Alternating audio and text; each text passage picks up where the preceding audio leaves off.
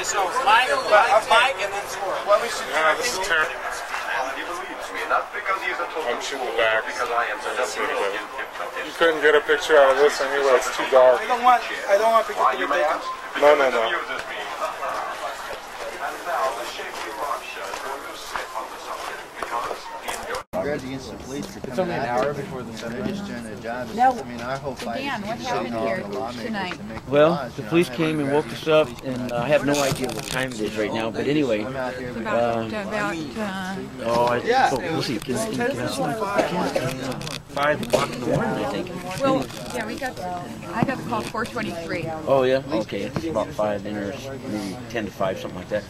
Then the police came and told us that we couldn't sleep and we couldn't have any bedding under us or around us, and told us that we would be given tickets.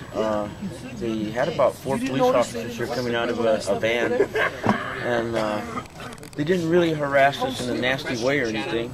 It's the police ordinance that that we're having a problem with the sleeping ban and stuff. There's no legal place for a person to go after 11 p.m. at night, and we asked the city council for 6 months to try to give us a legal campground that we'll pay for ourselves, and they have said no, and the only people that are getting the money is the Citizens Committee for the Homeless, and they're only going to be housing 24 people in a place where there was actually 300 people there at one time. And it seems like the city council it just favors the Citizens Committee for the Homeless. If they'd have hung 10 people over there at the open air shelter, they would have still okayed the community house project that they want to put there. And they didn't care about the environmental problems that were on the property. The city council they didn't care about the environmental problems that were on the property. The city council just said, oh, no, that's going to cost them too much money if they straighten out that problem. So they okayed it, and so now basically $1 million project, the money for $1 million project is going up, irregardless of what they did. They had poor management, they had unsanitary conditions for 300 people. They didn't even care about the people at all. They didn't invest any time or any caring or anything, so these people can't possibly, show the interest of the homeless. And people have died, people have suffered greatly since that open air shelter closed, and the city council just kind of made, pretty much turns their back on us. Now, I'm not going to say that the whole entire city council is like that. Catherine Byers and Celia Scott are coming from their heart, and they care about humanity and things like that, and they try to do things, but the trouble is that Mayor Rotkin and Councilman Kennedy, Scott Kennedy, have overpowered these people, and they come up with all these excuses to overpower them, and then they have to vote because they know they're going to lose anyway. They have to vote in favor of whatever the mayor and Kennedy, Scott Kennedy do on their votes. And that's the unfortunate part, is there are human beings on that council, but because they're being so overpowered by the mayor, they're not effective. And vote because they know they're going to lose anyway. They have to vote in favor of whatever the mayor and Kennedy, Scott Kennedy do on their votes. And that's the unfortunate part, is there are human beings on that council, but because they're being so overpowered by the mayor, they're not effective. And it's real obvious. It's all on film, these council meetings and things. You can see real clearly how they sway the vote, because they know that they're going to lose because Kennedy and Rotkin. Rotkin needs to be recalled. This city is sick and tired of people like that, and they don't really know. Even the average citizen who knows nothing about these political things, they say that when they hear about a meeting and things, and they know their friends and things, they know the inside thing. Because the city council already has a decision before they ever go into the chambers. They listen to the public. They could care less what the public says. It doesn't make any difference what popular opinion is or anything. They've already got their mind made up, and they're going to pass the ordinances and the laws just the way they want to do it, whatever happens to benefit them or the business people. Thank you.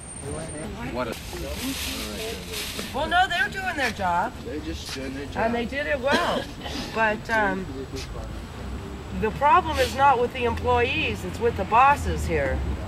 It's with the hierarchy. Yeah, it's with the bosses. Yeah. But I have no choice. I have to stay here because he's been with me longer than most of these people have been in office, and I ain't putting him to sleep to have a place to sleep. It ain't happening. Anyways, on the 15th. Yeah, 150 more people become criminals on the 15th.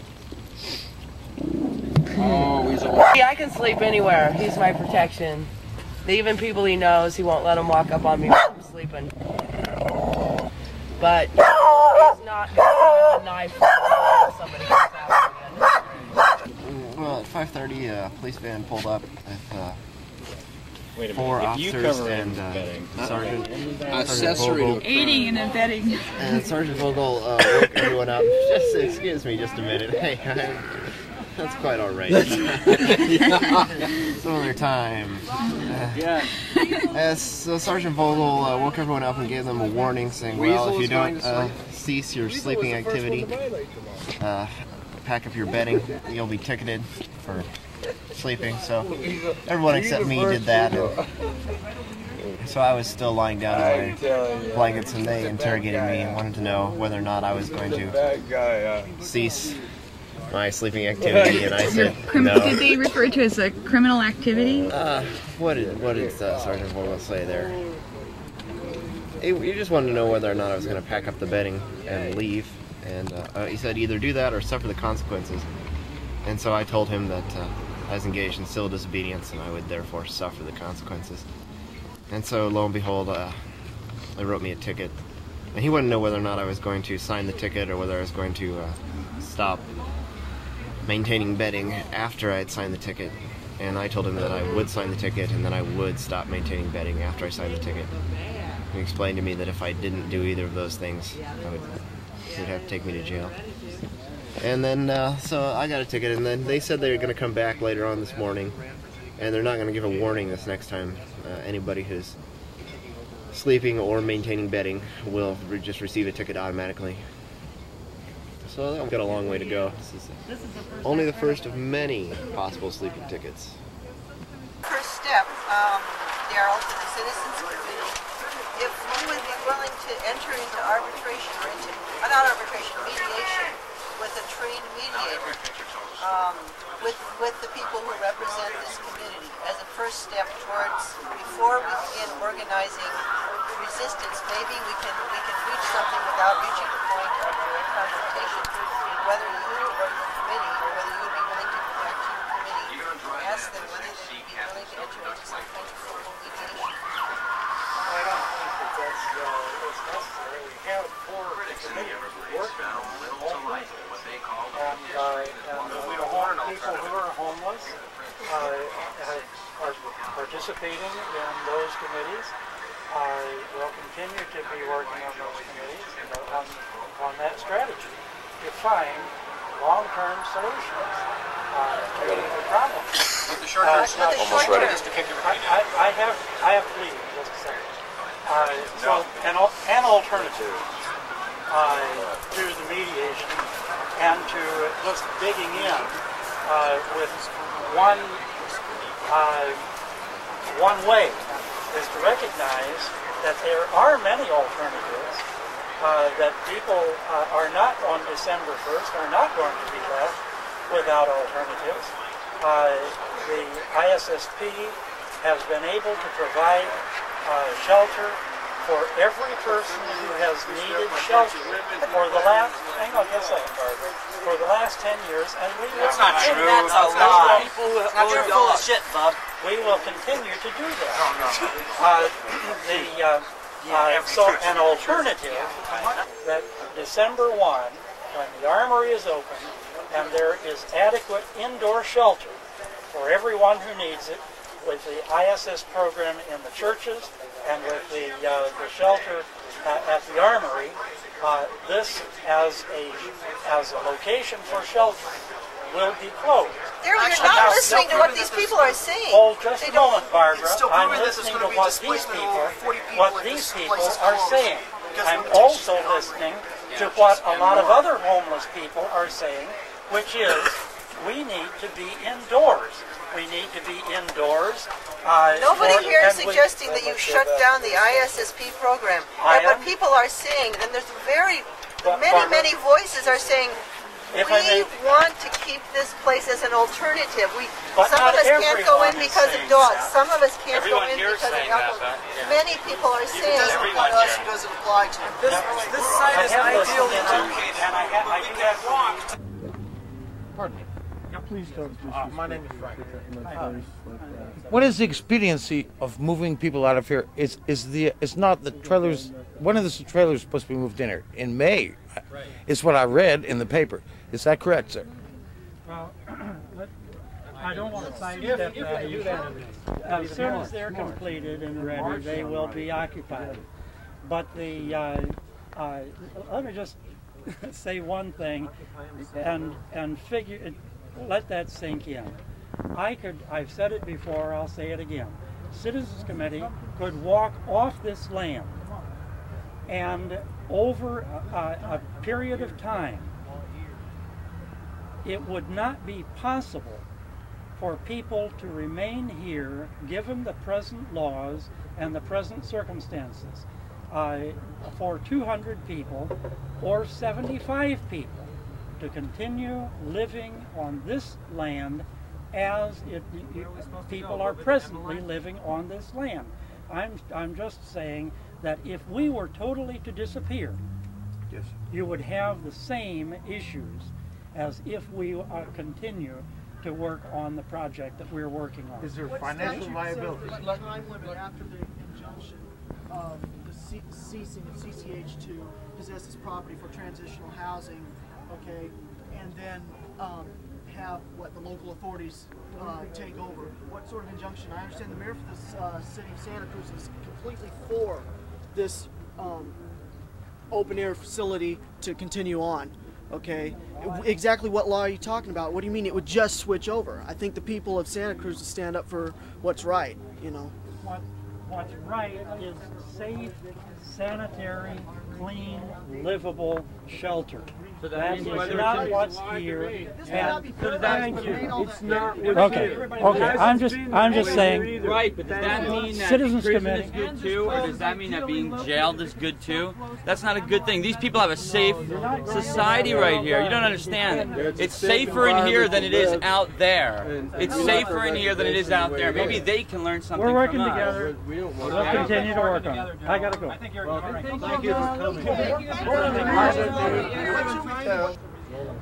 Hi, this is Becky Johnson with Community Perspectives, airing on Channel 71, and we're with Barbara Riverwoman at the homeless encampment on River Street. Barbara, I understand that you and a group of the campers here just met with Daryl Darling. What were some of the issues that were raised, and what was his response? The people who are presently living here in the open air shelter feel that are frightened at the prospect of being discharged. They could be discharged at any moment if the weather changes, and they've been warned that on December 1st they will definitely be discharged because that's the latest date at which the armory would open.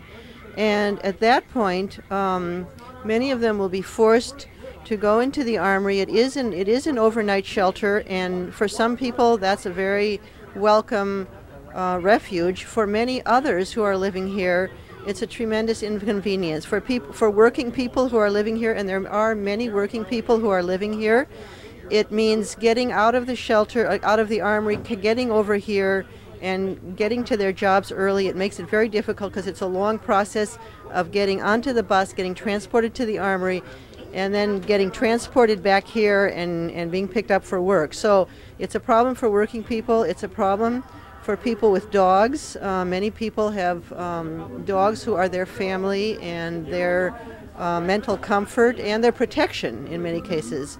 It's not a place where the youth can go, and there are still a lot of youth, 12 to 18-year-olds, who don't qualify for the armory. If you're not clean and sober, you can't go into the armory or any of the other shelters.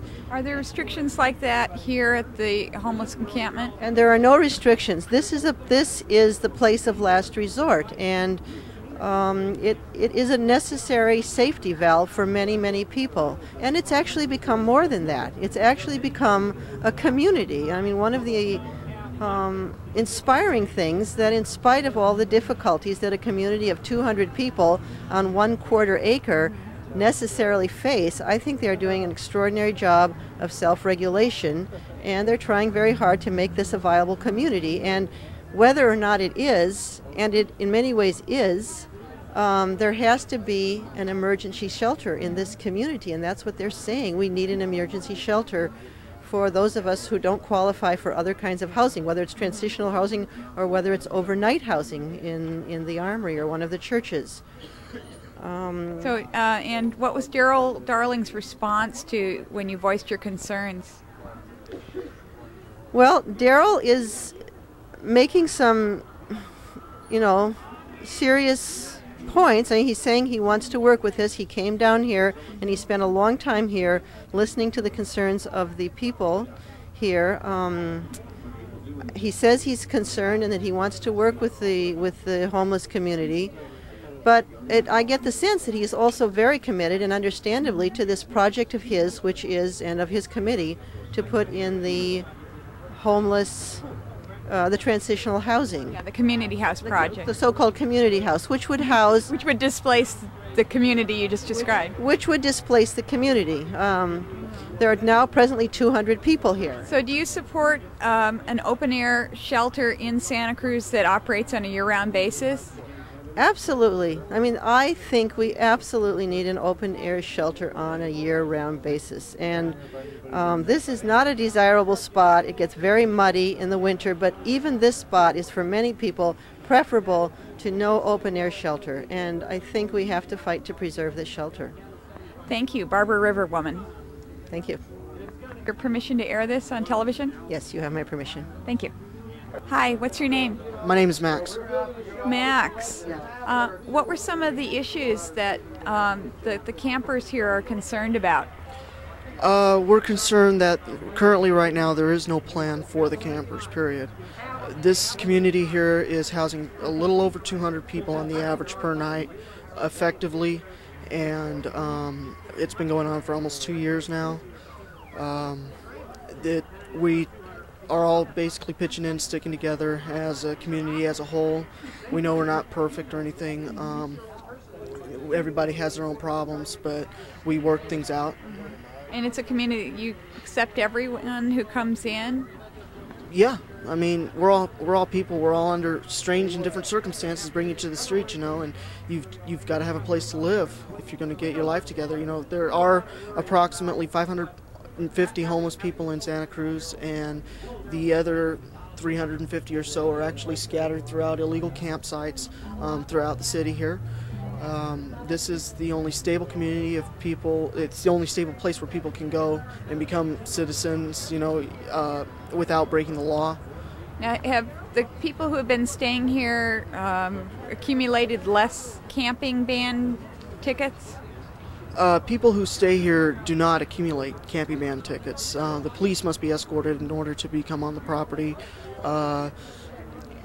It's like just a place where you have an address. There's the ability to get mail here, telephone, showers, do your laundry, you go to the bathroom. So has this enabled people then who are homeless to then find employment? Yes, it has. As a matter of fact, without a stable place to at least call a residence, you're not going to be able to get a job. And isn't one of the advantages of an open-air shelter over the Armory that you'd have the ability to have some possessions? Yes, as a matter of fact, that's one of the great things about this place. It's a haven. You have it's nice to say, oh, you have a sleeping bag and a tent to stay in. A lot of people don't even have tents. This whole area under this feeding area is used at night for people who don't have tents. But the ability to accumulate, a week or two's worth of clothing, maybe if you have a pet, to keep one, place for the children to go. That's pretty much supervised by all the other adults as a community at whole. Are there very many families here with children? Let's see, there's approximately maybe 35 families, 35, 40 families. The rest are single people. Max, thank you so much for talking with us. You're welcome. Oh, Max, do we have your permission to use this on television? Yes, you do. Thanks a lot. You guys wound up here, huh? I remember you. You remember me? Yeah. Did your family find a place to live? Yeah. My dad found a place up in Bonnydew. Does this place help you here? Is this a good place? Yeah. They have food? And you have a warm place to sleep? Yeah. You like it here? Yeah. Is it? Okay, well, that's good. Well, we're real glad that you're here. They said that the meeting that they're trying to close this place down. Yeah. They said they're gonna close this whole place down and make it into a new place. Oh, that's not good. Does that make you scared? What? Does that make you scared if they close this down? Yeah, because we have a lot of friends here. And a bunch of people here are poor. And they can't just throw people out in the streets. And if people sleep on the street, then they'll get ran over. Because people, when we go around walking, we see people sleeping in bushes and stuff. Hi, honey.